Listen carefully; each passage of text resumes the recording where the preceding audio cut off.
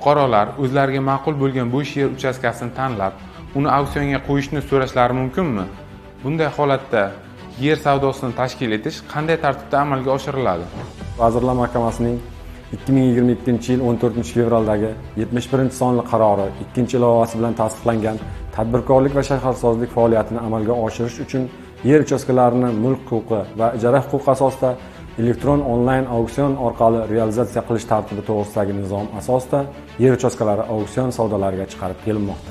Nizomga asosan Davlat kadastrlar palatasining tuman shahar filiallari, tuman shahar qurilish va uy-joy kommunal xo'jaligi bo'limlari, Davaktiv agentligining hududiy boshqarmalari bilan birgalikda bo'sh turgan yer uchastkalarini mustaqil ravishda aniqlab, yer uchastkalari to'g'risidagi ma'lumotlarni tuman shahar hokimliklariga yuborish hamda yuridik va jismoniy shaxslarga berilmagan qishloq xo'jaligiga mo'ljallanmagan yer uchastkalarini tuman shahar hokimliklari nomiga belgilangan tartibda davlat mulki sifatida davlat ro'yxatidan o'tkazish belgilab berilgan.